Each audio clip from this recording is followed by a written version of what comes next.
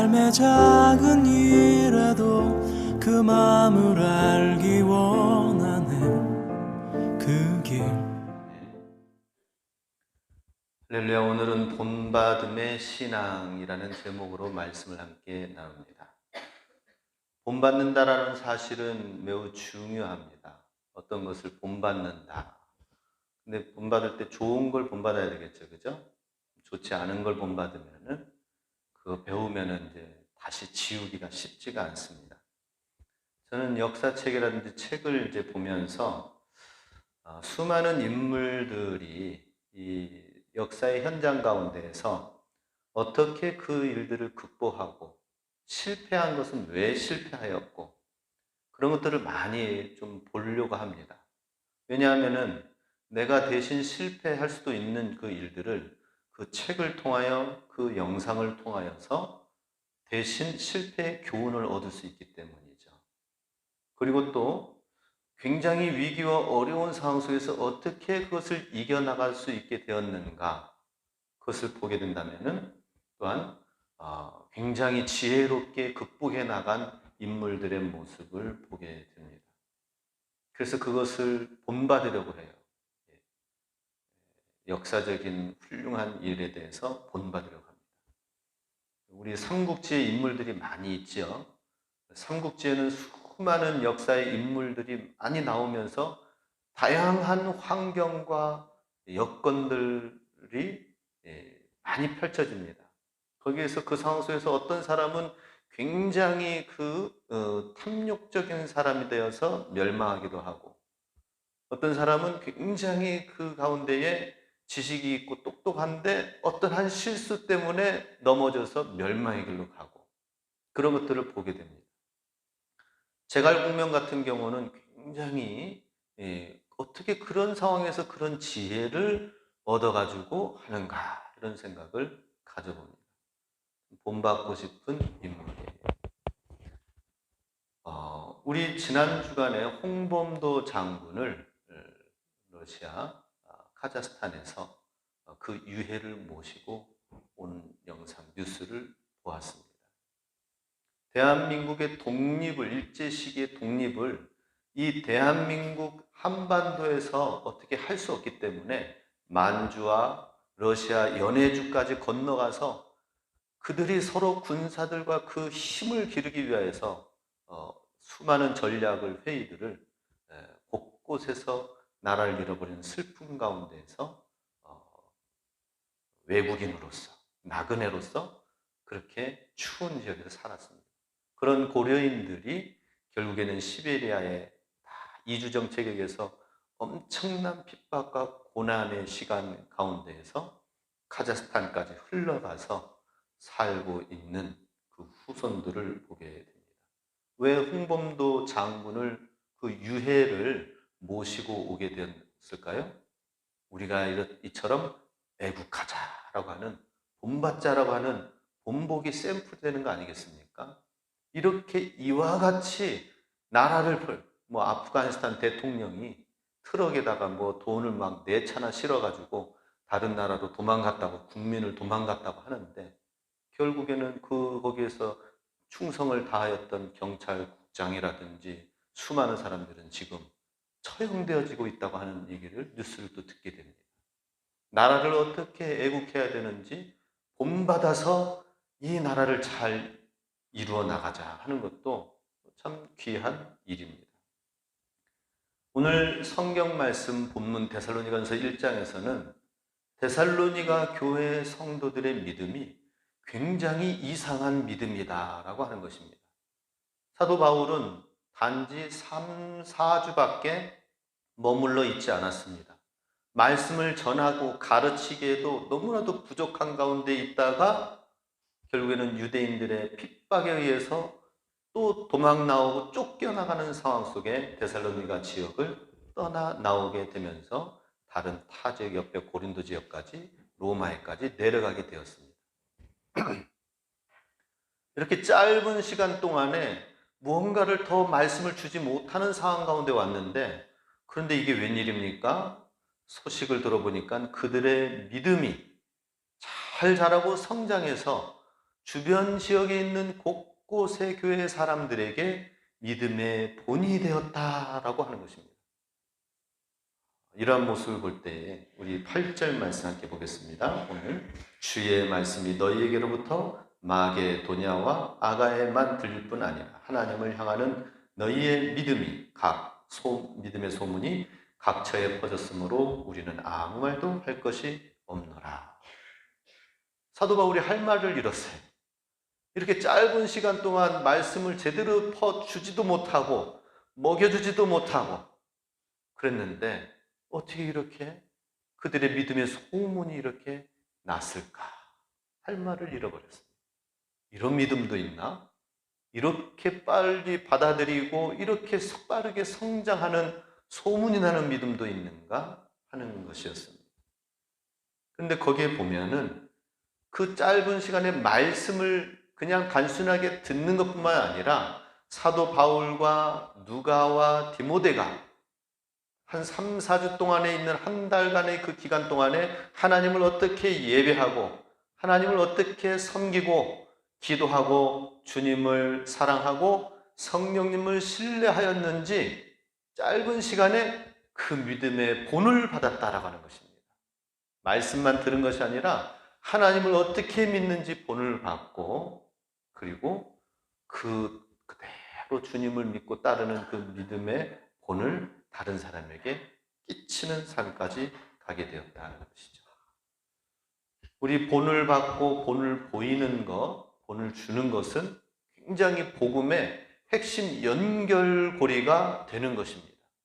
하나님의 복음이 이 땅 가운데 있다가 다른 나라 지역 가운데 가고 우리를 통하여 다른 사람에게 복음이 전파되어지는 데 있어서는 오늘 제목 하나님 나라의 복음의 말씀을 잘 본받고 또 그대로 전수해주는 본을 끼치는 신앙, 이것이 복음의 굉장히 중요한 핵심이 된다 하는 것입니다. 6절 또 읽겠습니다. 또 너희는 많은 환난 가운데서 성령의 기쁨으로 말씀을 받아 우리와 주를 본받은 자가 되었으니. 사실 데살로니가 교회 성도들은 말씀을 받는 그 상황과 환경이 어떠했는가? 많은 환난이 있었다라고 하는 것입니다. 많은 환난이 있었지만은 성령의 기쁨으로 사도 바울과 주 예수님을 본받았다라고 하는 것입니다. 그리고 우리가 본받으려고 하면은 먼저는 우리에게 성령의 기쁨이 있어야 돼요. 성령님이 주시는 감동과 성령님이 주시는 운행하심의 기쁨이 있어야 된다 하는 것입니다. 우리 예수님 믿으면서 하나님 믿으면서 성령 충만하기를 힘써야 됩니다. 먼저 성령 충만. 내가 충만한 것이 아니라 성령 충만해야 돼요. 성령님이 이끄시는 대로 나아가도록 하면은 하나님께서 본받는 모습을 우리에게 가르쳐주고 보여주신다 하는 것이죠. 데살로니가 교회 성도들이 본받음의 이 신앙, 그 내용은 무엇인가? 첫 번째, 진정한 회심이 있었다 하는 것입니다. 그들 가운데는 진실한 진정한 회심이 있었는데요. 9절 같이 있습니다. 그들이 우리에 대하여 스스로 말하기를 우리가 어떻게 너희 가운데 들어갔는지와 너희가 어떻게 우상을 버리고 하나님께로 돌아와서 살아계시고 참되신 하나님을 섬기는지와. 데살로니가 교회 성도들은 어떻게 그 본받음의 신앙을 잘 받고 잘 그 주변 많은 사람들에게, 믿음의 사람들에게 본을 끼칠 수 있었는가? 그것은 출발부터가 특별하였습니다. 정상적인 건데 특별하였어요. 그것은 너희가 어떻게 우상을 버리고 하면서 그들이 가지고 있었던 우상을 버리고 하나님께 돌아선 것이 첫 번째로 기록이 되어져 있습니다. 그들의 믿음은 특별한 믿음이 아니라 우상에서 돌이켰습니다. 진실한 회개와 회심이 있었다라고 하는 것입니다. 우리 하나님을 믿는다고 하는 것은 하나님께 가던 길에서 내가 가던 길에서 하나님께로 돌아서는 것을 말하는 것입니다. 하나님께 돌아서서 주님을 바라보며 주님을 향하여 주의 말씀을 듣고 나아가는 것은 다른 표현으로는 우리가 그동안 가지고 있었던 우상을 뿌리치고 돌아서는 것을 말합니다. 옛날에는 우상이 손으로 만든 것이어서 눈으로 보는 거예요. 아, 저게 우상이구나. 저 월정사 안에 가면은 저 탑들이 있고, 또 저기 설악산 신륵사에 가면은 그 거대한 큰 누워있는 누웠나요? 서 있나요? 반쪽짜리인가요? 큰 상이, 아, 저게 우상이구나. 알 수가 있어요. 아마 동굴에 제가 가서 보니까 강원도 여기 여러 동굴들이 많이 있잖아요. 정선이나 밑에 또 영월 쪽에 가면 동굴들이 많이 있습니다. 동굴 제가 한 두 군데는 제가 살아오면서 크게는 두 군데를 가는 것 같아요. 환선굴이랑 여기 고시동굴 두 군데. 근데 고시동굴 가보면은 맨 끝으로 이렇게 들어가면서 1시간 코스인데 들어갔다가 나오면서 이렇게 보니까 어느 한쪽에 이렇게 외진 곳이 있어요. 외진 곳은 저긴 뭔가 갔다가 다시 나오는 길인데 멀찍이서 보니까는 미륵암 해가지고 그 동굴에 만들어져 있는 형상이 이렇게 사람 모양으로 되어 있는데 아마 미륵 부처처럼 보였는가. 아마 만든 사람이 아마 불교 신앙을 가지고 있는가 봅니다. 그런 사람의 눈에는 그렇게 보이는 거예요. 그런 사람의 눈에는 우상을 섬기는 어떤 신앙의 형상으로 보이고 만들려고 하는 것이 있습니다. 옛날에는 이렇게 우상을 보이는 것이 있었다면 요즘에는 잘 보이지가 않는 것이 우상이에요. 우상은 무엇입니까? 우리 삶에 의미를 주는 것. 나는 우상 숭배 안 하는데요 라고 할지 모르지만은 우리에게 우상을 버리고 하나님만을 바라보며 나가야 되는데 하나님만 바라보게 하지 못하고 하는 장애물과 걸림돌이 되는 것은 무엇인가? 우리 삶에 뭔가 의미를 주는 것. 우리를 움직이게 하는 어떤 것. 우리를 지배하고 있는, 내 생각을 지배하고 있는 것. 내가 삶 가운데 가치를 두고 그것을 추구해 나가는 것. 그게 우상이다라고 하는 것입니다. 우리가 하나님의 가치를 두고 하나님을 위하여서 나아가고 우리 모든 삶의 시간표를 주님을 위하여서 내가 지금 농사 짓는 것, 내가 지금 일하는 것, 이 모든 것이 다 주님을 위하여서, 주의 영광을 위하여서, 주의 복음을 위하여서 하나님 나라를 세우는 일을 위해서라고 한다면은 그러면은 거기에는 우상이 있을 수가 없죠. 사단이 역사할 일이 없습니다. 그런데 우리가 지금 이 사회를 끌고 가는 것이 뭐예요? 성공, 돈, 권력, 쾌락. 그렇습니다. 사업을 하는 사람들이 돈을 벌려고 하는데 보니까는 사업을 하려고 하는데 보니까 사업하는 사람들이 정치인들이 어떻게 하느냐, 공무원들이 어떻게 이걸 규제를 해주느냐, 묶느냐 이거에 따라서 사업이 풀려지기도 하고 또 안 되어지기도 하고 하는 것을 보게 됩니다. 그러다 보니까 이거 사업만 해가지고 안 되겠구나. 내가 돈 벌어가지고 정치인이 돼야 되겠다. 나중에는 돈을 좀 어느 정도 번 사람들은 돈이 좀 있는 사람들은 정치인을 하려고 합니다. 이 사회를 끌고 가고 있는 모든 것들이 무엇입니까? 하다못해 젊은 학생들의 생각과 마음을 끌고 가는 게 뭐예요? 인생의 여러 가지 즐거움, 재미, 호기심 이런 것들이 사람들의 눈과 귀를 빼앗는 것입니다. 오늘날 많은 사상 조류 흐름들 속에서 어떤 건전한 사상의 한 가지가 흐름이 있습니다. 그것은 뭐냐면 너 자신을 귀하게 여겨라. 내 자신이 소중하다. 내 자신을 제일 중요하게 여겨라. 이렇게 사실 우리나라가 유교 사회를 거치면서 많이 눌려 지냈어요. 눌려 지내다 보니까 자기 자신이 소극적이에요. 그런데 요즘 사회는 너 자신이 소중해. 너 자신이 최고야. 그런 메시지를 줍니다. 그런데 사실은 그게 좋은 듯 하지만 하나님께로 돌아서는 데 있어서 걸림돌이 되기도 한다는 것이죠. 자기 자신의 행복만 가지면 되고 남에게 피해를 주지만 않으면은 그러면은 나는 착한 사람이야. 나는 괜찮은 사람이야. 라고 하는 것입니다. 그런데 우리는 그게 아닙니다. 하나님 믿으면서 인간의 진실한 고민을 좀 해야 되고요. 내가 정말 내 삶을 어떻게 살아야 될 것인가? 내 삶의 시간을 어떻게 쪼개면서 살 것인가? 고민을 해야 됩니다. 나는 무엇을 위해서 사는 것인가? 그러면서 자기 자신의 욕망과 성공에 집중하는 것이 아니라 하나님의 계획과 목표에 우리가 표대를 맞춰서 가야 된다 하는 것이죠. 분명한 회심, 주님께로 돌아서는 데 있어서의 우리의 우상은 무엇인지를 봐야 된다 하는 것입니다. 10절 말씀 또 같이 읽습니다. 또 죽은 자들 가운데서 다시 살리신 그의 아들이 하늘로부터 강림하심을 하실 것을 너희가 어떻게 기다리는지를 말하니 이는 장래의 노하심에서 우리를 건지시는 예수시니라. 데살로니가 교회 성도들이 또 한 가지 특징이 있는데 다시 오실 예수님을 기다리는 신앙이었어요. 왜 기다려요? 그들이 기다리는 이유가 무엇입니까? 오늘 우리가 그렇다면 다시 한번 묻습니다.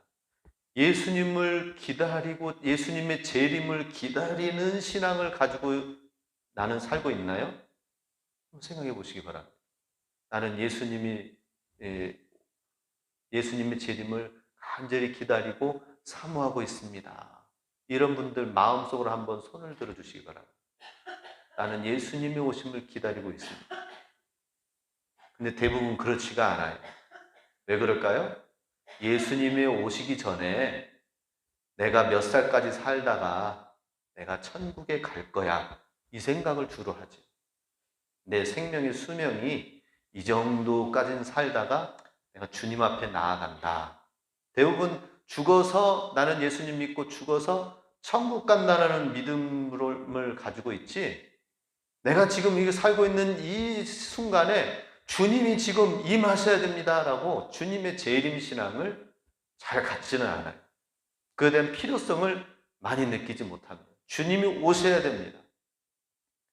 잘 느끼지 못하는 것이죠. 주님이 언젠가는 오실 것입니다 라고는 그것은 막연하게 하지만 주님을 기다리지는 않습니다.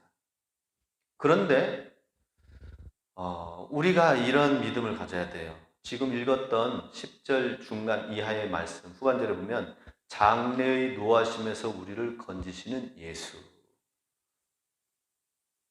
재림하시는 예수님을 기다리시는데 그 예수님은 심판주로 오십니다. 그런데 장래의 노하심에서 우리를 건지시는 것은 여기서 원어상으로 보면은 분사로 되어 있는데요. 좀 어려운 말이지만 장차 미래의 심판을 하실 하나님이시지만 그러나 지금 현재 과거에 심판하셨고 현재도 심판하시고 미래에도 심판하시는 모든 과거, 현재, 미래를 다 포함하고 있는 단어입니다. 그런데 거기에서 심판하시는 거기에서 우리를 건지시는 예수님이시다라고 하는 거죠. 그러니 과거에 우리가 살았던 모든 죄악에서 우리를 건지시는 분도 예수님이시고 현재 우리가 살고 있으면서 하나님의 진리대로 살아가지 않으면 현재적인 심판이 지금도 이루어지고 있다 하는 것입니다. 그렇죠? 지금 그렇습니다. 하나님 말씀대로 살지 않으면 현재적인 심판이 지금 이루어지고 있는 거예요. 하나님이 그냥 내버려 두는 줄 아세요? 그렇지 않습니다.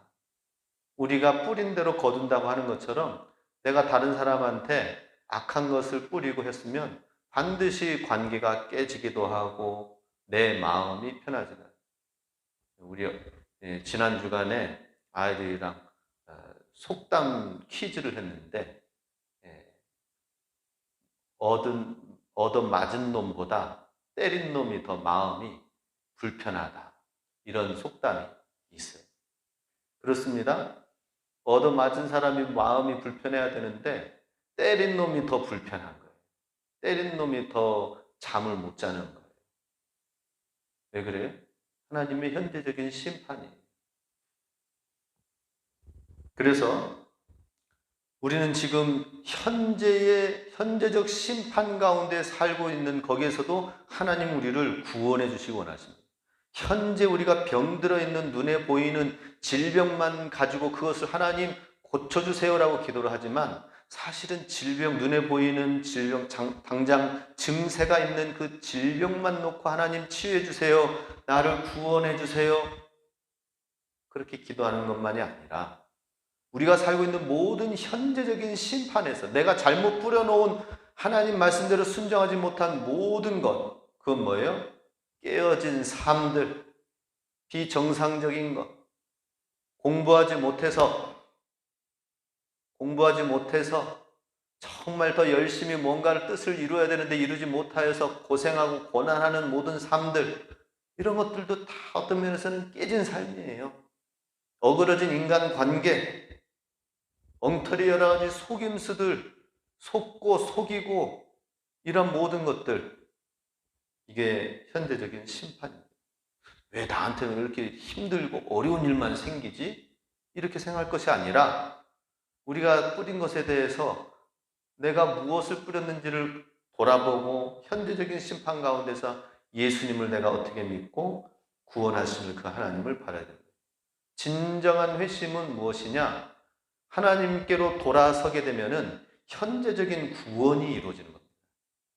현재적인 구원. 그러게 되면 어떻게 됩니까? 주님을 잘 믿고 주님의 방법대로 이제는 지금까지 살아왔던 삶의 방법, 말, 생각, 행동에서 돌이켜서 주님께로 돌이키고 진정한 회심을 하게 되면은 어떻게 되는 거예요? 기쁨이 있는 거예요. 야, 내가 이제 주님 말씀대로 사니까 맨날 어그러지고 이상하고 힘들고 내 마음도 편치 아니하고 그랬던 것들이 이제는 편한 거예요. 그렇게 돼야 되잖아요. 그죠? 진정한 회심 있는 그곳에 진정한 기쁨이 있는 거예요. 회복이 있는 거예요. 진실한 회심을 하실 수 있길 원합니다. 주님의 말씀대로 우리 삶을 돌이켜 바꿔나가는 기쁨이 있으시기 바랍니다. 그럼 그 사람은 다른 어떤 요즘엔 아무리 노력을 하고 월급을 받는다 하더라도 워낙 집값이 비싸가지고 내 집장만 하기가 힘들다고 하는 시대가 왔습니다. 그럴 바에는 차라리 박근혜 정부 때 빚져서라도 돈을 벌어놓고 그래가지고 지금 집값이 올라오는 것으로 돈 좀 벌을 걸, 이런 생각하는 사람들이, 젊은 사람들이 많다고 합니다. 근데 우리가 뭔가 돈을 많이 가지고 있고 집 몇 채라도 가지고 있어서 행복한 것이 아니라 주님을 믿고 회심하여서 이제는 다른 삶의 패턴으로 생각으로 살다 보니까 현재적 심판에서 구원해 주시고 건져 주신 하나님의 기쁨이 있는 거예요.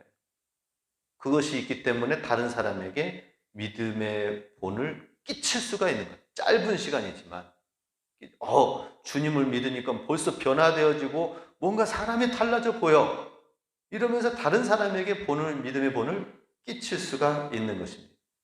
우리 진실한 회심을 하실 수 있기 바랍니다. 그리고 현재적 심판에서 구원받고 건짐을 받으실 수 있기 바랍니다. 그리고 그 회심 가운데 주어지는 하나님의 성령의 기쁨을 우리가 소유할 수 있기 원합니다. 예수님 믿고 행복한 사람이 돼야 되잖아요. 그죠? 예수님 믿고 기쁨의 사람이 돼야 돼요.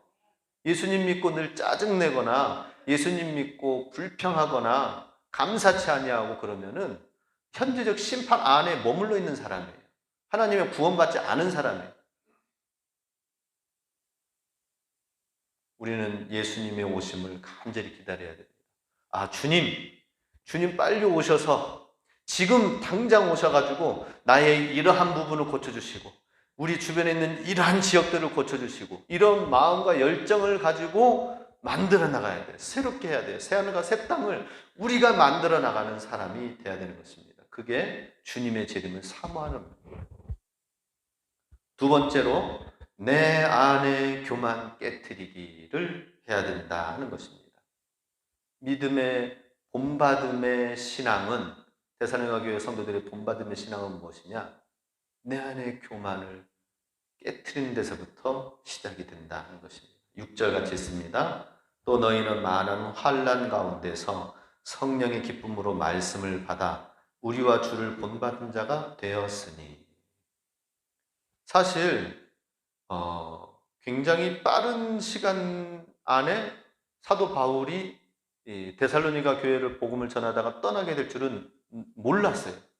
그런 상황을 예상도 못했습니다. 데살로니가 교회 성도들이 이렇게 잘 믿음을 받아들이니까 또 본받고 삶을 본받고, 그리고 본받으니까 얼마나 그 바울과 디모데와 그 누가를 데살로니가 성도들이 얼마나 사랑하고 위하고 기뻐하고 즐거워했겠습니까? 그죠? 본받으니까 얼마나 기쁘고 행복한 시간 되었을까요? 그런데 유대인들이 와가지고는 핍박하면서 죽이려고 하니까는 사도 바울이 떠나갈 수밖에 없는 상황 가운데 놓여지게 된 거예요. 마치 아프가니스탄 이렇게 금세 탈레반에 의해서 카불 시내가 정복이 되어져 가지고 정권이 바뀌어지게 되어서 어떻게든지 내 아들이라도 자유의 땅으로 가서 살도록 아들을 그냥 막 미군 철조망 위에다가 막 던지고 올리고 아들만이라도 보내주십시오, 받아주십시오 하는 영상 보셨나요? 뉴스에 나왔죠? 그런 거예요. 내가 이 탈레반 정권에 내가 이렇게 갑작스럽게 되어져서 이렇게 살기보다는 내가 비행기를 타고 내가 어떻게 쓰든지 저 수송기, 미군 수송기를 타고 저 자유의 땅으로 내가 가리라 하면서 꾸역꾸역 막 해가지고는 뭐 5배, 6배 수용 인원을 오버해가지고 태웠는데 거기도 타지도 못한 사람이 바깥에 있는 거 뭐라도 붙잡고 있다가 2명의 청년이 떨어지는 영상까지 보였습니다. 이렇게 급하게 탈레반이 임박해온 줄 모르는 것처럼 데살로니가 지역에 이렇게 헤어짐이 빠르게 올지는 모르는 상황 가운데 있었어요. 그리고 그들 데살로니가 성도들만 혼자 홀로 남겨져 있는데 왜 우상을 버리고 그동안에 섬겨왔던 이 지역에 있는 풍토와 이런 걸 버리고 다른 신을 믿느냐 하면서 핍박이 주어지는 것입니다. 이런 핍박 가운데에서 데살로니가 교회 성도들은 무엇을 의지할 수 있었겠을까요? 하나님 말씀을 배우는 것도 한계가 있죠. 들은 것도 짧은 시간. 그런데 그것을 본 것을 기억했어요. 그 짧은 시간 동안에 바울에게서 믿음을 전해주는, 말씀을 전해주는 바울에게서, 누가에게서, 또 젊지만은 디모데에게서 하나님을 섬기는 것, 하나님을 믿은 것을 열심히 본받았습니다.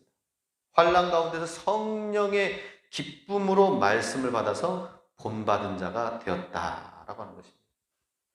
근데 우리가 짧은 시간에 이렇게 본받을 수 있었던 데에는 그들 안에 교만이 깨져 있기 때문에, 교만이 사라졌기 때문에, 제거되어졌기 때문에 그대로 수용했어요.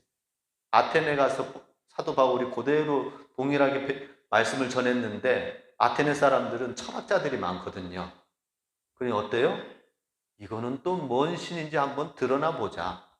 다 듣고 나서는 좀 새로운 내용인데, 요 주변에서는 못 들은 내용인데 내일 또 한번 듣게 또 새로운 얘기 좀 하라면서 가려운 기나 긁을 정도였지 그를 데살로니가 성도들처럼 본받으려고 하지는 않았다라고 하는 것입니다. 사실 누군가를 본받으려고 하는 데 있어서는 걸림돌이 있습니다. 그것은 뭐예요? 나 자신의 교만이에요. 나 자신. 우리 본받는 자가 있습니까? 라고 한다면은 본받을 사람 별로 없어요. 라고 얘기를 많이들 합니다. 교회에 어르신들이 있지 않습니까? 그러면 사실 알고 보면 참 인간적이지요. 믿음적이진 않습니다. 라고 얘기하기도 합니다. 담임 목사나 어떤 사역자들 정도는 돼야 본받을 사람이 있을까? 교회 안에는 사실 본받을 사람이 없는 것 같아요. 아니, 담임 목사도 목회자나 사역자도 본받을 사람이 없어요. 하나님 외에는 본받을 사람이 없는 것으로 찾을 수가 없는 거예요. 이유가 뭘까요? 내가 너무 높아져 있기 때문에. 본받을 게 많이 있습니다. 본받는 사람이 없다면 절대 성장할 수가 없습니다. 짧은 시간에 데살로니가 성도들이 성장할 수 있었던 비결은 무엇이냐? 믿음의 사람들을 본받았기 때문이다 하는 것입니다. 사람에게는 본받을 것이 없다.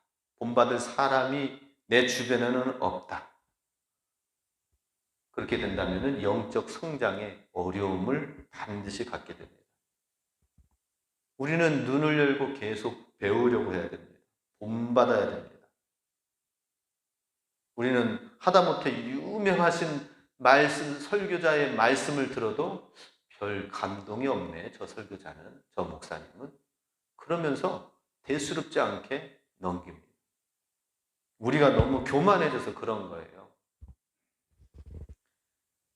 대신 우리는 나 자신보다 조금 앞서서 신앙생활을 했다든지 나 자신보다 조금이라도 더 열심을 하는 사람이 있다면 우리는 본받을 마음이 있어야 되는 것입니다. 나보다 좀 더 애쓰는 부분들이 있다면, 나보다 또 조금 더 무언가가 조금이라도 더 있으면 우리는 배우고 본받으려고 해야 되는 것입니다.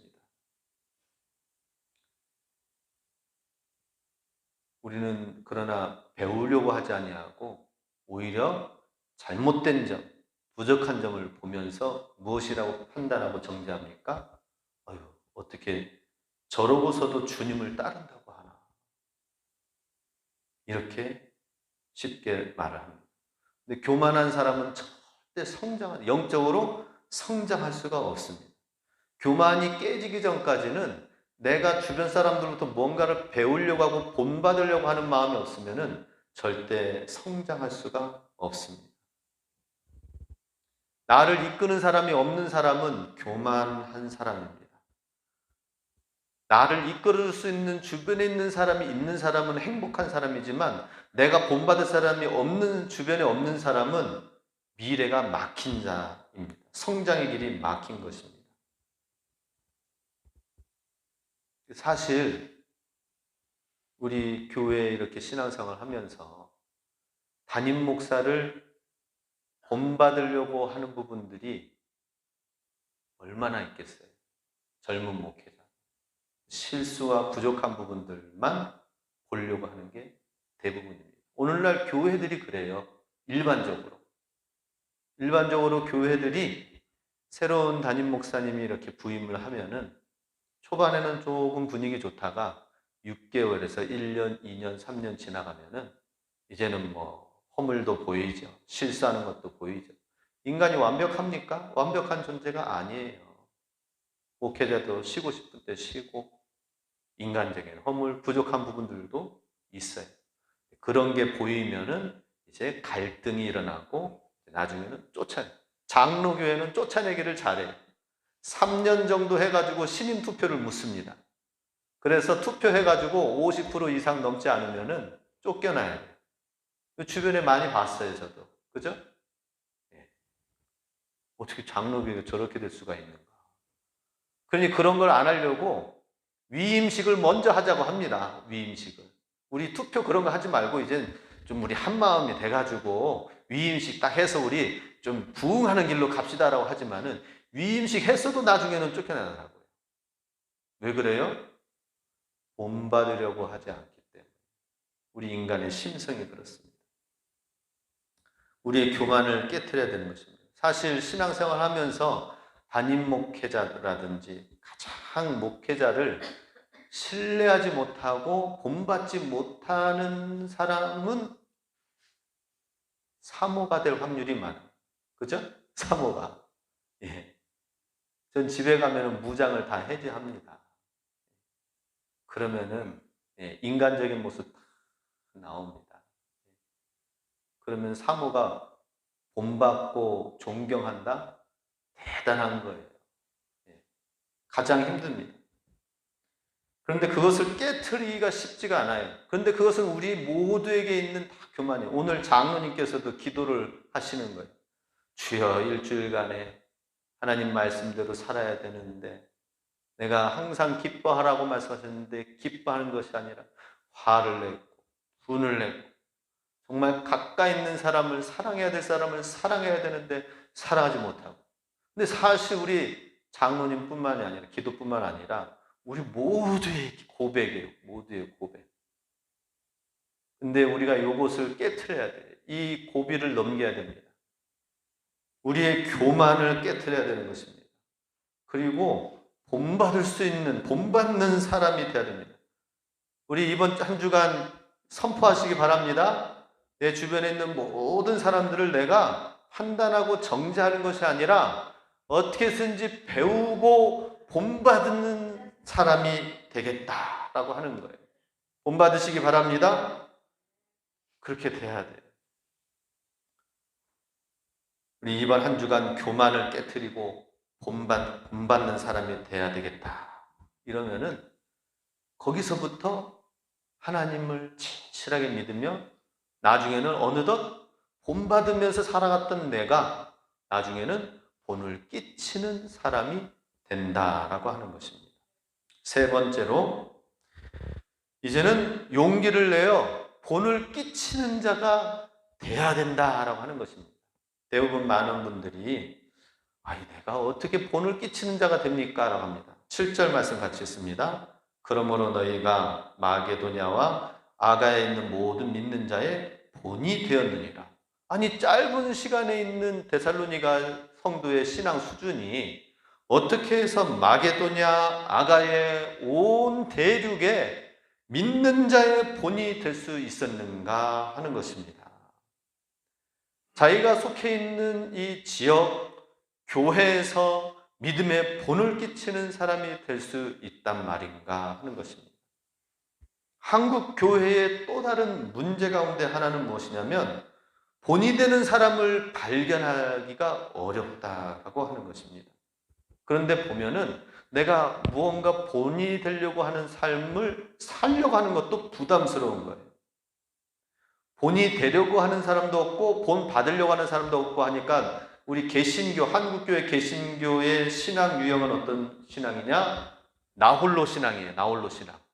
본을 끼쳐서 이끌려고 하는 사람도 없고 본 받으려고 하지도 않고 내 자존심이 있기 때문에 내 눈 높아진 알량한 지식이 있기 때문에 본 받으려고 하지도 않고 본을 끼치려고 하지도 않으니까 어때요? 다 각자가 개인이 나홀로 신앙이에요. 나홀로 신앙. 내가 각자 알아서 그냥 신앙생활 하는 거예요. 별로 상관이 없어. 각자 알아서 개인주의 신앙생활 하면 되지 우리가 모여서 공동체가 돼가지고 이끌고 본을 받고 격려해주고 밀어주고 하는 것이 별로 필요성이 없어요.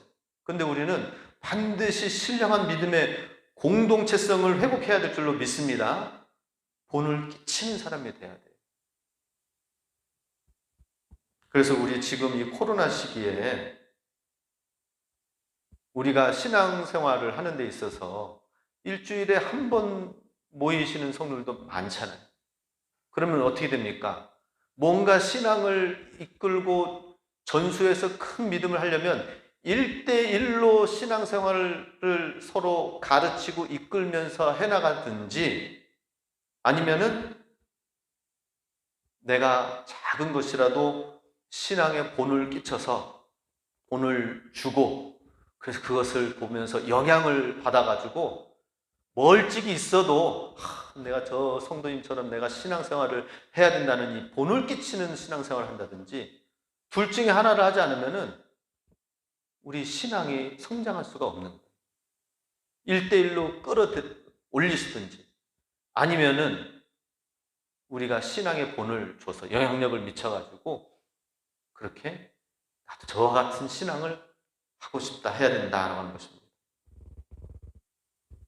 그런데 우리가 할 수 있는 게 뭐예요? 지금 신앙의 본을 끼치는 것을 우리는 다 할 수가 있습니다. 그리고 모두가 다 신앙의 본을 끼치는 사람들이 돼야 돼요. 근데 그것은 어떤 거창한 어떤 것이 아니에요. 내 믿음이, 내 인격이 완전해가지고 되는 것은 아닙니다. 대신 내가 하나님 앞에서 나 한 사람이 주님 앞에서 주님을 정말로 사랑하는 사랑의 고백의 신앙을 가지고 있으면 그리고 내가 정말 원수와 같은 사람을 용서하면서 나아간다면은 그것이 또한 다른 사람에게 볼 때에 나도 저 사람처럼 용서하는 삶을 살아야 돼. 정말 사랑하는 삶을 살아야 되겠다. 영향을 미치는 것입니다. 주일 예배를 생명처럼 여기면서 힘들고 어려운 상황 가운데서도 예배의 자리, 기도의 자리, 나는 주님 앞에서 신실하게 나아갔는데 그것이 어느덧 다른 사람에게 믿음의 본을 끼치는 그런 상황이 되는 것입니다. 우리가 눈에 보이지 않는 다른 사람들 앞에서 보이지 않는 가운데에서 전도하고 수고하고 희생하는 삶을 하나님 앞에서 산다면은 결국에는 언젠가는 그것이 전도하고 수고하고 우리의 시간과 에너지를 정말 다른 사람들이 알아주지도 않고 복음의 결실의 열매가 없다 하더라도 반드시 믿음의 선한 영역을 끼치는 것입니다. 그래서 나 자신을 위해서 사는 삶이 아니라 남을 위해서 사는 삶을 살기 시작하면은 반드시 복음의 영향력을 끼치는 본보기의 사람이 된다 하는 것입니다. 그러니 나는 아직 멀었어. 나는 안 돼요. 라고 생각하지 마시기 바랍니다. 데살로니가 교회 성도들은 바울이 지나고 나서 서신 왔다 갔다 할 때 6개월에서 1년 된 정도의 신앙밖에 안 돼요. 그런데도 믿음의 본을 끼쳤다면은 우리는 모두가 다 그와 같이 본을 끼치는 사람이 될 수 있습니다. 그거 어려운 거 아니에요. 사실 교회 마당에 풀이 처음에 제가 부임해서 왔을 때, 이야, 마당 넓어서 좋다. 이렇게 생각했어요. 그런데 마당 넓으니까 할 일도 많은 거, 풀이 많네. 아유, 저 풀을 낫질 해가지고 해야지. 언젠가 제가 낫질 해가지고 하니까는 1000번질을 했어. 1000번. 낫질을 1000번을 했어요. 이야, 그리고 나서는 이제 끝이 아니라 또 시간 나니까는 또 올라와. 이야, 텃밭뿐만 아니라 교회 마당의 풀도 엄청나게 올라오더라고요. 이 풀 누가 어떻게 안 해주나 언젠가 처음에는 쳐다봤습니다. 그런데 이제는 제가 예초기를 이제 배우고 예초기를 내가 이제 돌려야 되겠다 해가지고 딱 해서 보니까 와, 이제는 예초기 하지 않으면 몸이 근질근질해. 몸이 근질. 조금 풀이 따는 그래. 내가 마당을 깔끔하게 해서 이 청소력이라고 하거든요. 깔끔하게 해가지고는 마당이 교회 정원이 이쁘게 되어지는 거. 좋잖아요. 근데 거기만 아니라 이제는 교회 눈 어기 들어오는 입간판 어기까지 눈이 보이는 거예요. 내가 저기까지 좀 깔끔하게 해서 좀 정리 좀 하고 그러자. 혹은 우리 성도님들 필요하시면 또 가서 하면 기분이 좋잖아요.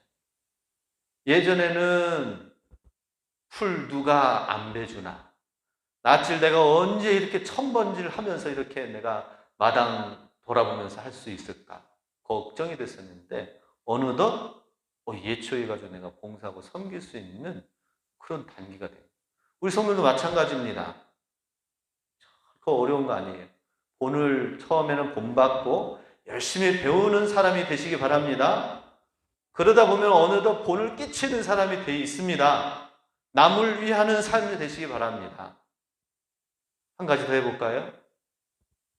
시골에 있다 보니까 우리 성도님들이 호박도 갖다 주지, 고추도 갖다 주지. 그러니 시골에 있으니까 그래도 나오는 게 이렇게 또 성도님 갖다 주시는 게 있구나. 호박이 덩굴째 떨어지네. 처음엔 그랬어요. 근데 이제 텃밭을 읽으면서 조금 이제 자라기 시작하니까 이걸로 이렇게 조금씩 누군가를 줄 수 있는 그런 사람이 되어지니까 기쁜 거예요. 즐거운 거예요. 함께 나누는 것이 즐거운 거예요. 마찬가지 처음에는 열심히 누군가를 본받고 배우고 하다가 나중에는 이제 본을 끼치는 사람이 되는 신앙은 단순하게 그냥 농작물 조금 나눠주는 그거랑은 비교가 할 수 없는 거예요. 본을 끼치는 사람이 되시기 바랍니다. 충분히 할 수가 있어요. 내가 나의 신앙을 사람들에게 본을 끼치는 믿음을 가지게 할 것이다 라는 이 믿음을 가지고 우리 교회가 그렇게 성장할 수 있기 원합니다. 그렇게 된다면은 어느덧 우리 교회가 자라서 주변 많은 교회들이 본을 받는 교회가 될 것입니다. 할렐루야. 우리 성결교단이 그랬습니다. 다 선교사님, 장로교 선교사님, 감리교 선교사님 통해서 다 한국에 와가지고는 너희들은 감리교는 북쪽, 우리는 남쪽, 장로교는 남쪽, 동쪽에는 또 강원도는 감리교가 담당하고 해가지고 다 해서 다 이미 자리 잡은 상태에서 한국 성결교회가 일본 신학교, 동경 신학교에서 정빈, 이상준 두 분에 의해서 뜨거운 열심을 가져와가지고는 북치고 장구치기면서 예수 믿으십시오 하면서 종로 한 거리에, 길거리에서 외쳤더니 수많은 사람들이 회개하고 주님을 믿겠습니다라고 하면서 하니까 이제 주일날 되니까 당신들 장로교 가십시오. 가까이 감리교 가십시오. 보내고 하는데 도저히 안 되겠다. 우리가 이 성결 복음을 가지고 다시 교단을 만들어서 그걸 시작하자 해가지고 짧은 시간에 성장했지만 뭐 장로 감리교회는 작지요. 그런데 한때 우리 성결 교단이 소문이 어떻게 퍼졌느냐? 목사님들 중에 스승이 많이 났습니다. 이성문 목사님이나 문중현 전사님이나 여러 존경받을 만한 목회자들과 사람들이 많이 세워져서 스승교회다라는 얘기도 들었었습니다. 우리 교회 중에서도 소문이 난 교회가 되고 칭찬받는 교회가 될 수 있도록 내가 먼저 잘 배우고 또 섬기고 본을 받는 신앙을 통하여 본을 끼치는 데살로니가 교회의 데살로니가 이 현상이 오늘 우리 교회 가운데 이루어질 수 있길 주님의 이름으로 축복합니다. 우리 모두 다 함께 주님을 높이 부르세. 자매여 우리 손을 내밀어 주님께 사랑 드리세. 주님은 우리 모일 때 늘 임하시는 주 마음과 뜻 다해 주를 높이세. 주님 기뻐하시네. 주님을 찬양 우리 주님을 찬양해.